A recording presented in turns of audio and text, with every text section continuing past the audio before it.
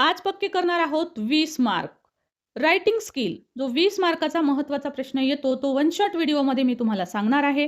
त्याचे फॉर्मॅट सांगणार आहे, कसं लिहायचं आणि उदाहरणं. हे सर्व काही आज आपण अभ्यासणार आहोत एकाच व्हिडिओमध्ये सर्व काही.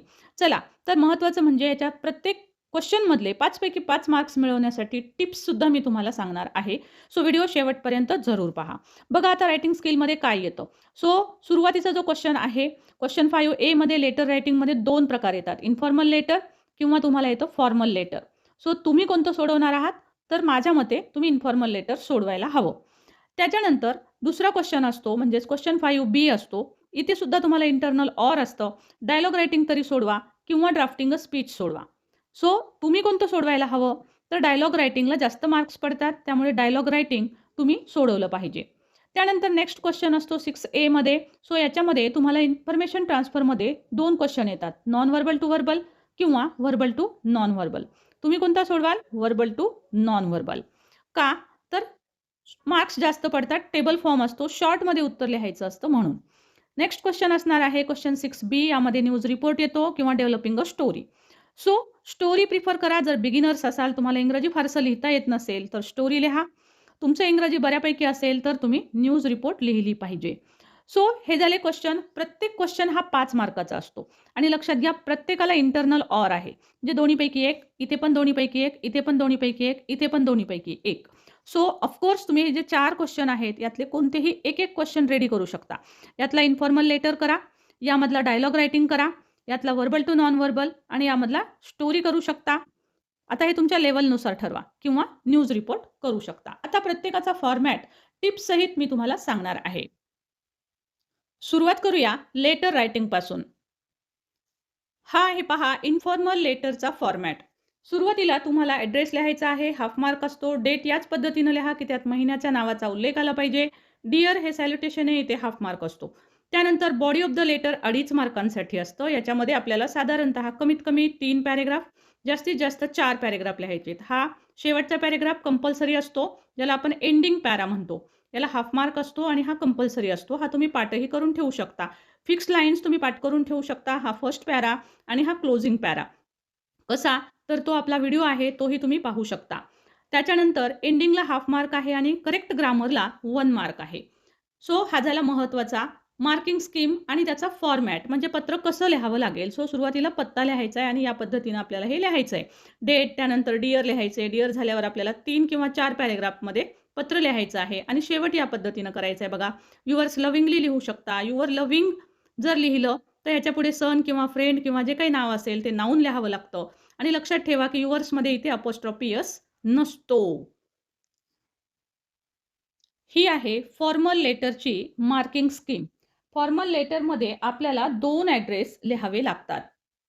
पहा कशा पद्धतीनं 2 ॲड्रेस लिहावे लागतात. तर सुरुवातीला इथे तुम्हाला दिसेल हा पहिला ॲड्रेस आणि ज्यांना पत्र पाठवायचं आहे त्यांचाही इथे ॲड्रेस लिहावा लागतो. सब्जेक्ट लिहावा लागतो, रिस्पेक्टेड सर. त्याच्यानंतर आपल्याला फॉर्मल लँग्वेजमध्ये हे पत्र लिहावं लागतं. जास्त पाल्हाळ लावून इथे लिहिता येत नाही. थँकिंग यू लिहायचं आहे. एंड तसाच करायचा आहे, युअर किंवा युअर्स आणि शेवटी सेंडर्स नेम. पत्रात जे सेंडर्स नेम दिलेलं आहे तेच लिहायचे. स्वतःचं नाव कोणत्याही पत्रात चालत नाही. सो स्वतःचं नाव कुठेही लिहू नका. हा आहे फॉर्मल लेटरचा फॉर्मॅट आणि मार्किंग स्कीम. लेटर रायटिंगचा क्वेश्चन पहा कशा पद्धतीनं येतो.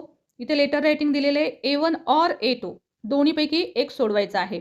हे तुम्हाला इथे जे दिलेले आहेत पहा हे, तर हे सर्व तुम्हाला पॉईंट्स आहेत. हे जे सर्व दिलेले आहेत हे पॉईंट्स आहेत तुमचे आणि तुम्हाला त्याच्या खाली क्वेश्चन दिलेला आहे पहा. A1 म्हणजे इन्फॉर्मल लेटर आणि A2 मध्ये दिलेला आहे फॉर्मल लेटर आणि दोन्हीच्यामध्ये ऑर शब्द आहे म्हणजे तुम्हाला दोन्हीपैकी एक सोडवायचं आहे. सुरुवातीला बघूया इन्फॉर्मल लेटर.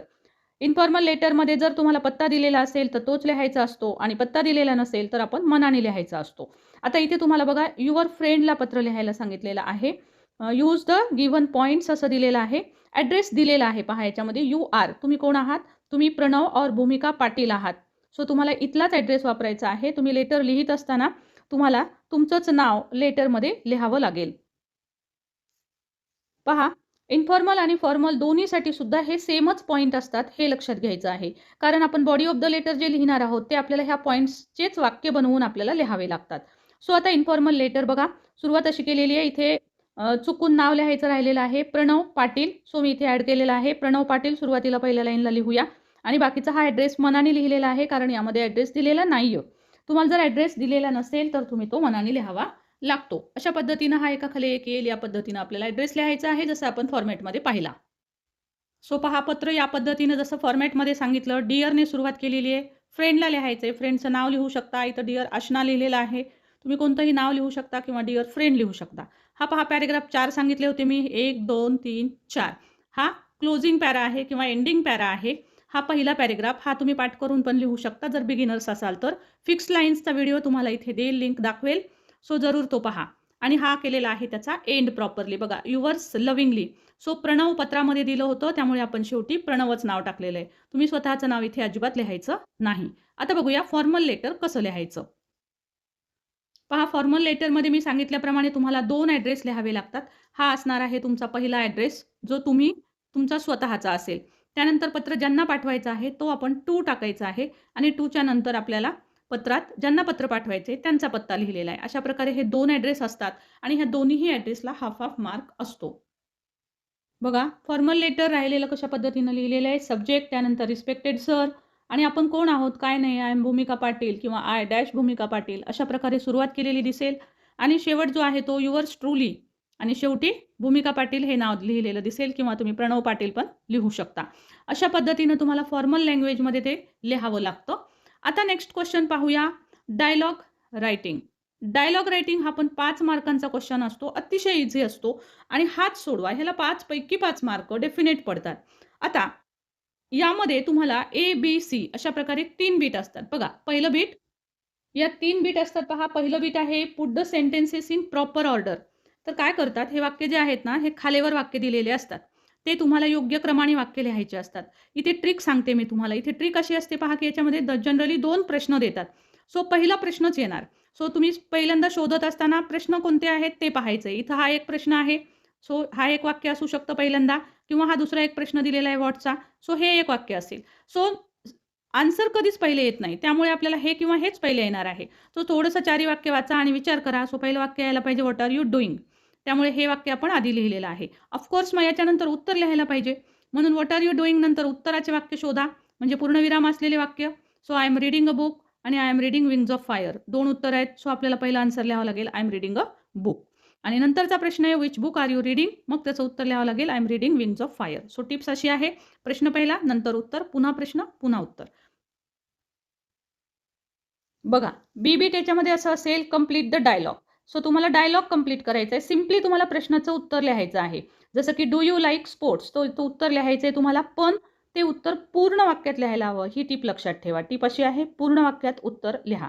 प्रश्न, उत्तर, प्रश्न आणि उत्तर. सिम्पली उत्तरं लिहायची आहेत, पूर्ण वाक्यात लिहा. आता नेक्स्ट बीट असतं बघा याच्यामध्ये, develop a meaningful dialogue. Dialogue कुणामध्ये लिहायचा आहे आणि त्याचा विषय कोणता आहे तो आपल्याला इथे दिलेला असतो. सो इथे आपल्याला दिलेला आहे, precautions to take during the pandemic situation of corona virus. Corona व्हायरसची जी पॅन्डेमिक सिच्युएशन होती त्यावर तो लिहायला आलेला होता. सो अशा पद्धतीनं आपल्याला दोघं जण बोलत आहेत या पद्धतीनं आपल्याला लिहायचे. सेडसाठी असे 2 डॉट द्यायचे असतात. ट्रिक्स लक्षात घ्या, टिप्स लक्षात घ्या. अशा पद्धतीनं दोघांमध्ये डायलॉग. काही काही वेळेस हे नावं दिलेली असतात. त्यांनी नावं दिलेली असतील तर त्यांचे दिलेलेच नावं तुम्हाला घ्यावे लागतात. आणि जर त्यांनी दिलेली नसतील तर तुम्ही ए सेड, बी सेड किंवा कोणत्याही 2 फ्रेंड्सची नावं घेऊन हा डायलॉग प्रिपेअर करू शकता. डायलॉग प्रिपेअर करत असताना लक्षात घ्यायचं आहे की डायलॉगची भाषा जी असते तर आपण बोलतो कसं तशा पद्धतीची बोलीभाषा येणं गरजेचं असतं. आणि महत्त्वाची गोष्ट लक्षात घ्यायची आहे, इथं 3 मार्कांचा हा प्रश्न असतो. इथे एक बीट एला 1 मार्क असतो, बीला 1 मार्क असतो आणि इथे मात्र बघा, इथे तुम्हाला 3 मार्क आहेत. 3 मार्क. त्यामुळे हा मोठा क्वेश्चन असतो. त्यामुळे आन्सर सुद्धा तुम्हाला या पद्धतीनं मोठं लिहावं लागेल. आणि महत्त्वाचं म्हणजे बघा, इथे एक टिप आहे दिलेली, एक क्वेश्चन दिलेला आहे बघा, मिनिमम 3 एक्सचेंजेस. हे मुलांना समजत नाही. तर मिनिमम 3 एक्सचेंजेस म्हणजे आपल्याला इथं प्रिकॉशन विचारलेत तर 3 कमीत कमी प्रिकॉशन तुमच्या उत्तरात आले पाहिजेत. सो अशा पद्धतीनं समजा रीडिंगचे इम्पॉर्टन्स विचारले तर रीडिंगचे इम्पॉर्टन्स 3 इम्पॉर्टन्स कमीत कमी सांगण्यात आले पाहिजेत. सो अशा हा याचा अर्थ असतो मिनिमम 3 एक्सचेंजेस. आता मी तुम्हाला डायलॉग लिहायला सांगितला. पण जर काही जणांना डायलॉग नको वाटला लिहायला तर बघा त्याला ऑरमध्ये क्वेश्चन आहे. ऑरमध्ये ड्राफ्टिंग अ स्पीच. तर तुम्हाला एक स्पीच द्यायची आहे. आपण भाषण कसं करतो त्याच पद्धतीनं फक्त इंग्लिशमध्ये लिहायचं आहे. पॉइंट्स या पद्धतीनं वेगवेगळ्या स्वरूपात दिलेले असतात. तर या स्वरूपात यात जे पॉइंट दिलेले असतात त्याची तुम्हाला वाक्य बनवायची आहेत आणि या पद्धतीनं तुम्हाला डायलॉग जो आहे स्पीच जी आहे ती तुम्हाला इथे लिहावी लागते. सो स्पीचची सुरुवात वगैरे कशी केली पाहिजे तर तुम्हाला अगोदर ॲड्रेसिंग द्यावी लागेल. तुम्हाला आधी ॲड्रेस करावं लागतं आणि त्या पद्धतीनं तुम्हाला इथे लिहावं लागेल. Respected teachers, my dear friends अशा प्रकारची सुरुवात करून मग नंतर तुम्ही हे पॉइंट्स लिहावेत. आता पहा नेक्स्ट क्वेश्चन कशा पद्धतीचा असणार आहे. नेक्स्ट क्वेश्चन आहे इन्फॉर्मेशन ट्रान्सफरमध्ये बघा क्वेश्चन 6A.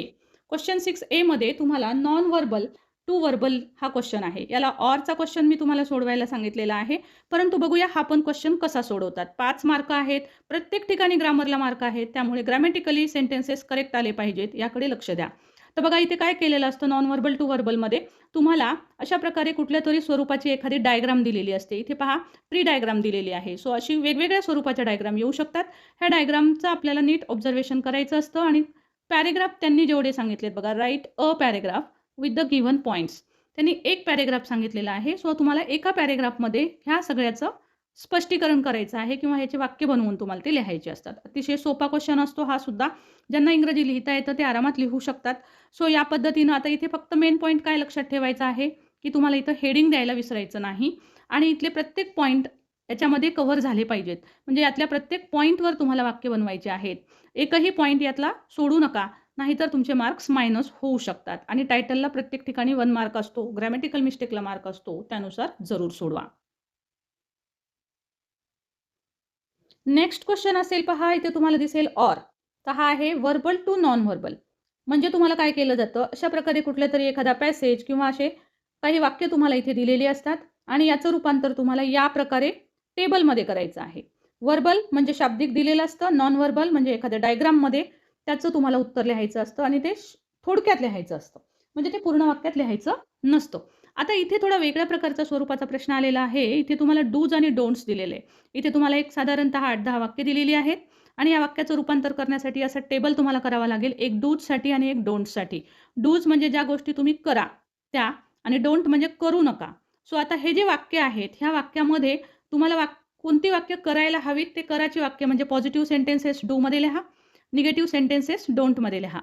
सो पॉझिटिव्हची किंवा ह्या वाक्यांची सुरुवात करत असताना तुम्हाला लक्षात येईल ऑफकोर्स आज्ञार्थी वाक्य करावे लागतात, इम्परेटिव्ह सेंटेन्सेस. त्यामुळे प्रत्येक वाक्याच्या सुरुवातीला क्रियापदाचं पहिलं रूप घेऊन तुम्हाला वाक्य बनवावे लागतात. म्हणजेच इथेही इम्परेटिव्ह सेंटेन्स पाहिजेत, इकडे पण इम्परेटिव्ह सेंटेन्स, पण हे निगेटिव्ह इम्परेटिव्ह असतील. त्यामुळे ह्या प्रत्येक वाक्याची सुरुवात तुम्हाला डोंटने केलेली दिसेल. सो अशा पद्धतीनं तुम्हाला हे जे आहे ते हे तुम्हाला अगदी शॉर्टमध्ये लिहिता येतं आणि हे इथे चुकत नाही. अशा प्रकारची डायग्राम त्यांनी दिलेली असते. त्यामुळे मी सांगते तुम्हाला की तुम्ही हाच क्वेश्चन सोडवा. क्वेश्चन 6B असणार आहे पहा एक्सपांड द थीम. यामध्ये तुम्हाला न्यूज रिपोर्ट आणि त्याला ऑरमध्ये स्टोरी येते. सो सुरुवात करूया न्यूज रिपोर्टनी. 5 मार्कांचा क्वेश्चन आहे जसं ऑलरेडी सांगितलंय. सो न्यूज रिपोर्ट लिहित असताना काय केलं पाहिजे बघा. एक अशा प्रकारची न्यूज देतात पहा तुम्हाला न्यूज ठळक अक्षरामध्ये दिसेल. सो पहा क्वेश्चन कशा पद्धतीने येतो तुम्हाला न्यूज रिपोर्टचा. Read the following headline. अशी एक हेडलाईन दिलेली आहे पहा इथे मी डॉटेड लाईनमध्ये दाखवली आहे. Leopard attacks 8 year old at Sanjay Gandhi national park he heading दिलेली आहे. आता हा क्वेश्चन आहे बघा पूर्ण जो मी ब्ल्यूने अंडरलाईन केलेला आहे. त्यामध्ये तुम्हाला हेडलाईन लिहायला सांगतात, डेटलाईन लिहायला सांगतात, इंट्रोडक्शन आणि शॉर्ट कंटिन्युइंग पॅरेग्राफ. सो हे पॉईंट तुम्हाला अजिबात कुठेच लिहायचे नाहीत लक्षात घ्या. हे पॉईंट न लिहिता ह्याचं उत्तर लिहायचं आहे. हेडलाईन म्हणजे तुम्हाला इथे हेडलाईन लिहायची आहे म्हणजे इथे हेडिंग द्यायचं आहे. सो हे हेडिंग आपण इथे या पद्धतीनं लिहायचं आहे. इथून तुमच्या आन्सरची सुरुवात आहे लक्षात घ्या. सो आन्सरची सुरुवातीला हे जे हेडिंग आहे तेच आपण इथे लिहिलेलं आहे. सो हेडिंग झाले. त्यानंतर तुम्हाला डेटलाईन सांगितलेली आहे. सो डेटलाईन म्हणजे तुम्हाला ही जिथे ते डेट दिसेल पहा. सो इथे दाखवलेले प्लेस लिहायचं आहे. याच्यामध्ये आवश्यक असतं की घटना कुठे घडलेली आहे आणि तुम्हाला डेट लिहायची आहे. सो तुमची घटना होऊन गेलेली असते. लक्षात ठेवा न्यूजमध्ये आता टिप्स अँड ट्रिक्स लक्षात घ्या की न्यूजच्या लिहित असताना कोणत्या टिप्स आपण लक्षात घेतल्या पाहिजेत. तर पहिली महत्त्वाची टिप्स इथे अशी असणार आहे की न्यूज होऊन गेलेली असते त्यामुळे आपल्याला पास्ट टेन्समध्ये लिहावं लागतं. प्रयत्न करा की तुमचे वाक्य पॅसिव्हमध्ये असतील. ओके. व्हॉईसमधला जो प्रकार आहे तो पॅसिव्ह व्हॉईसचा. सो त्यामध्ये तुमचे वाक्य जे आहे ते येतील या पद्धतीनं लिहा. जेणेकरून की तुमचं न्यूज जी आहे ती म्हणजे हे मेन टिप आहे, ही मेन टिप आहे, मेन पॉईंट आहे हा की तुम्हाला पॅसिव्हच्या रचना जास्तीत जास्त लिहाव्या लागतात. त्यानंतर बघा अशा पद्धतीनं आपण पाहिलं की हेडलाईन झाली, डेटलाईन झाली, त्याच्यानंतर इंट्रोडक्शन करा. सो हा पहिला पॅरेग्राफ जो आहे तो आपल्याला इंट्रोडक्शनमध्ये करायचा आहे. म्हणजे ही घटना कशी घडली, कुठे घडली, काय झालं, थोडक्यात सुरुवातीचा परिचय आपल्याला त्याच्यात द्यायचा आहे, म्हणजे इंट्रोडक्शन करायचं आहे. त्याच्यानंतर शॉर्ट कंटिन्यूइंग पॅराग्राफ, म्हणजे हे पुढचे लाईन्स जे आहेत, पुढचा पॅराग्राफ जो आहे तो तुम्ही पूर्ण डिटेलमध्ये द्यायचा आहे, की घटना काय झाली होती, कशी झाली होती, तिथे मदतीला कोण आलं होतं, वगैरे वगैरे सर्व घटनाचा तुम्हाला कालखंड तिथे द्यावा लागतो. आणि ही घटना कुठे घडली आणि तारीख. आणि बघा, महत्त्वाची म्हणजे ही घटना कोण सांगत आहे, तर ते इथं स्टाफ रिपोर्टर लिहिणं अत्यंत आवश्यक असतं. सो स्टाफ रिपोर्टर या बाजूला पण लिहू शकता, इथे पण लिहू शकता. इथे लिहिलं तर बाय शब्द लिहा, बाय. आणि त्याच्यानंतर नुसतं स्टाफ रिपोर्टर हे नाव नाही लिहिलं तरी चालेल, पण बाय द स्टाफ रिपोर्टर हे पण लिहिणं अत्यंत आवश्यक असतं. सो अशा पद्धतीनं न्यूज लिहिली तर तुम्हाला निश्चित पूर्ण मार्क्स पडतील. तर पहा, इथे तुम्हाला आता शेवटचा क्वेश्चन असणार आहे ऑरमधला. न्यूजला ऑरमध्ये येतं स्टोरी. सो इथे एक स्टोरी आलेली आहे पहा. स्टोरीचे वेगवेगळे प्रकार असतात, 3 प्रकार असतात. त्यातले स्टोरीचे 3 प्रकार मी इन डिटेल स्टोरी रायटिंग या व्हिडिओमध्ये दिलेले आहेत. तो जरूर अभ्यासा. इथे मी तुम्हाला शॉर्टमध्ये त्याच्या टिप्स अँड ट्रिक्स सांगणार आहे. बघा, इथे सुरुवात दिलेली आहे. सुरुवात दिलेली आहे आणि या सुरुवातीपासून आपल्यालाच इमॅजिन करायचे पूर्ण स्टोरी काय असेल. Once there was a boy. तिथे एक मुलगा होता. आता तो मुलगा होता, त्याने काय केलं, काय नाही, त्याच्यासोबत काय घटना घडली, हे सगळं काही आपण इमॅजिन करू शकतो. त्यामुळे प्रत्येकाच्या स्टोरीज वेगवेगळ्या पण येऊ शकतात. सो तुमची कोणतीही स्टोरी असू शकते. तुम्ही इमॅजिन करायचं आहे. आता टिप्स कोणत्या असणार आहेत? पहिले तर तुमची स्टोरी जी आहे, इथे खूप छोटीशी स्टोरी दाखवलेली आहे पहा, परंतु तुमचे पॅराग्राफ कमीत कमी 3 किंवा जास्तीत जास्त 5 पॅराग्राफ होतील. या पद्धतीनं स्टोरी जरूर लिहा. इथे वेळेअभावी मी ती शॉर्ट लिहिलेली आहे. परंतु तुम्ही मात्र याच्यात पॅराग्राफ पाडून ती स्टोरी कमीत कमी 3 ते 5 पॅराग्राफमध्ये लिहा. सुरुवात करत असताना एकदम सुरुवातीला टायटल देणं गरजेचं आहे. डबल इन्व्हर्टेड कॉमामध्ये टायटल जरूर द्या. स्टोरीच्या शेवटी आपल्याला त्या स्टोरीमधनं काय शिकायला मिळालं, म्हणजेच मोरल काय आहे त्या स्टोरीचा, हे पण लिहिणं आवश्यक असतं. यालाही तुम्हाला मार्क असतो. आणि आणखी सगळ्यात महत्त्वाची गोष्ट म्हणजे स्टोरी ही पास्ट टेन्समध्ये लिहायची असते. तुमच्या स्टोरीत जर प्रेझेंट टेन्स दिसला तर एक्झामिनर तुम्हाला फक्त 2च मार्क टाकू शकतो. सो स्टोरी पास्ट टेन्समध्ये जरूर लिहा. सो पहा, कसा वाटला व्हिडिओ. वन शॉटमध्ये आपण सर्व रायटिंग स्किलचा अभ्यास केलेला आहे. व्हिडिओ जरूर शेअर करा. अशा प्रकारचे वन शॉट व्हिडिओ सर्वच तुम्हाला मी देण्याचा प्रयत्न करणार आहे. सो नवीन असाल तर चॅनल सबस्क्राईब करा, लाईक केलं नसेल तर लाईक करा आणि व्हिडिओ शेअर जरूर करा. Thank you so much for watching. Thank you.